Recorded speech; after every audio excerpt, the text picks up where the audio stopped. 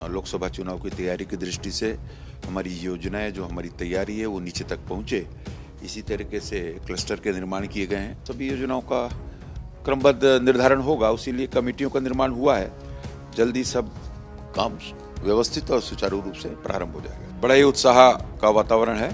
500 वर्षों के बाद प्रभु श्री राम अपने जन्म स्थल पर विराजमान। विविध कार्यक्रम आयोजनों में सभी की सहभागिता रहे, सभी उस उत्सव में भाग लें, परिवार सहित सम्मिलित हों। छत्तीसगढ़ भारतीय जनता पार्टी पूरी तरह से लोकसभा चुनाव के मूड में आ चुकी है, लगातार एक्शन ले रही है और साथ ही साथ ये प्रण भी कर चुकी है कि मोदी की गारंटी जो है उसमें से अधिकांश जो वादे हैं लोकसभा चुनाव के पहले पूरे हो जाएं और इसको लेकर लगातार निर्णय लिए जा रहे हैं। हमारे साथ भारतीय जनता पार्टी के प्रदेश अध्यक्ष किरण सिंहदेव जी यहाँ पर मौजूद हैं। कल आप लोगों ने बहुत सारी समितियां बनाई हैं और उसके बाद कुछ क्लस्टर, पूरे 5 संभागों को क्लस्टर के रूप में बांटा है, वरिष्ठ नेताओं को इसकी जिम्मेदारी दी गई है।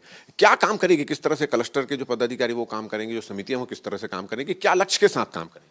देखिए, लक्ष्य तो एक ही है, 11 की 11 लोकसभा भारतीय जनता पार्टी उसमें विजयश्री प्राप्त करे और इस दृष्टि से और भारतीय जनता पार्टी की कार्य पद्धति भी ऐसी ही है प्रारंभ से भी, और हम वर्ष भर इसी दृष्टि से काम भी करते हैं। हमारे कार्यक्रम भी ऐसे ही होते हैं और हमारी इकाई जो बूथ कमेटी तक है और तो बड़ी तत्परता के साथ लोकसभा चुनाव की तैयारी की दृष्टि से हमारी योजनाएं जो हमारी तैयारी है वो नीचे तक पहुंचे, इसी तरीके से क्लस्टर के निर्माण किए गए हैं। 3-3, 4-4 लोकसभा, 3-3 लोकसभा को एक क्लस्टर में शामिल कर सम्मिलित करते हुए उसमें वरिष्ठ नेताओं का प्रभार भी है। हमारे उनके मार्गदर्शन में नीचे तक की टीमें बनेगी विभिन्न योजनाओं कार्यक्रमों को क्रियान्वित करने की दृष्टि से, और बैठकों का क्रम और कार्यकर्ताओं के साथ समन्वय। हमारे केंद्र सरकार की जो कल्याणकारी योजनाएं आदरणीय प्रधानमंत्री मोदी जी की जनता के हितों को लेकर, वर्गों के, समाज क्षेत्र के विशेष को लेकर सभी से को नीचे तक पहुंचाने के लिए, और सभी योजनाओं का क्रमबद्ध निर्धारण होगा, उसी लिए कमेटियों का निर्माण हुआ है। जल्दी सब काम व्यवस्थित और सुचारू रूप से प्रारंभ हो जाएगा। आप लोगों का एक बड़ा महोत्सव आप मनाने वाले हैं। 22 जनवरी को अयोध्या में रामलला की प्राण प्रतिष्ठा हो रही है। छत्तीसगढ़ में इसका माहौल नजर आ रहा है, जगह जगह वॉल पेंटिंग की जा रही है। विधायकों को, मंत्रियों को, तमाम आपके जिला अध्यक्षों को, संभागीय अध्यक्ष को जब जानकारी दी है, किस तरह के कार्यक्रम पूरे छत्तीसगढ़ में होंगे? बड़ा ही उत्साह का वातावरण है। 500 वर्षों के बाद प्रभु श्री राम अपने जन्म स्थल पर विराजमेंगे और सिर्फ भारतीय जनता पार्टी जन जन में एक उत्साह का संचार हुआ है और उत्सव के रूप में भारतीय जनता पार्टी के जो पदाधिकारी, कार्यकर्ता, परिवार के सदस्य हैं वो तो हैं ही, सभी समाज, सभी हमारे छत्तीसगढ़ वासी, जैसे पूरे देश में देखिए दीपोत्सव के रूप में, दीपावली के रूप में इसको एक उत्सव के रूप में मनाया जा रहा है। स्वफुर्त भी है, लोग अपने घरों में दिया जलाएंगे, रंगोलियों का जलाने का, जिस तरीके से दीपावली के समय और हर्षोल्लास के साथ एक पर्व मनाया जाता है, उसी तरह अयोध्या जी में 22 तारीख को जो रामलला विराजेंगे तो पूरा देश मनाएगा।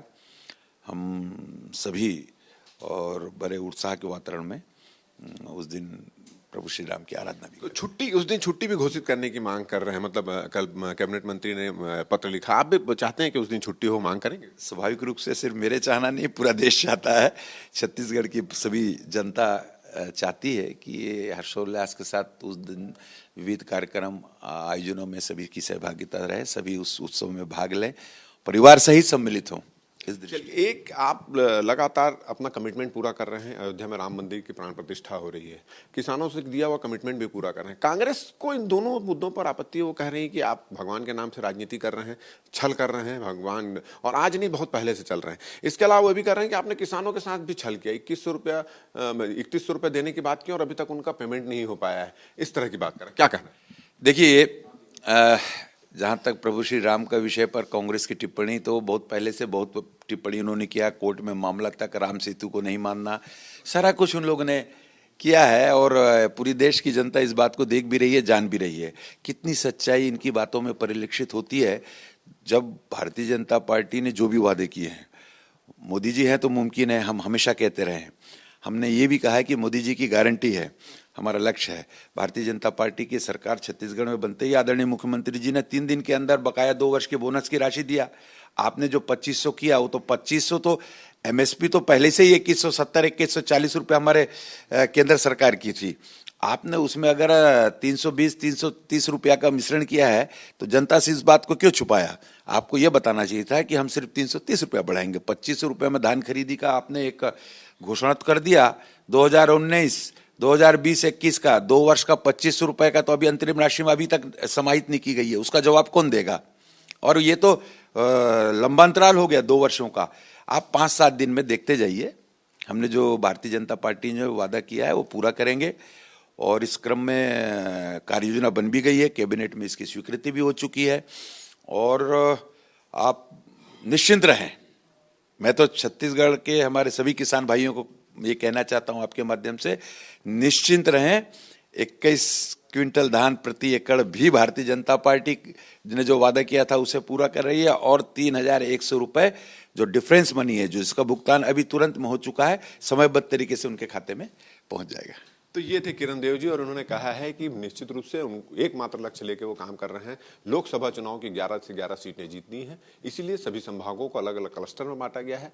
वरिष्ठ नेता, अनुभवी नेताओं को इसकी जिम्मेदारी दी गई है। लक्ष्य केवल एक ही रखा गया है कि किस तरह से मोदी की गारंटी के एक एक वादे पूरे हों, लोकसभा के चुनाव 11 से 11 सीटें जीत जाए। और साथ ही साथ कांग्रेस ने जो किसानों को लेकर छल करने की बात की तो उन्होंने कहा कि कांग्रेस अपना कार्यकाल देखे, उन्होंने किसानों के साथ छल किया है, हमारा तो मोदी है तो मुमकिन है और सभी वादे यहां पर जल्द से जल्द पूरे होंगे। कैमरामैन योगेंद्र मिश्रा के साथ राजेश मिश्रा, IBC 24 रायपुर।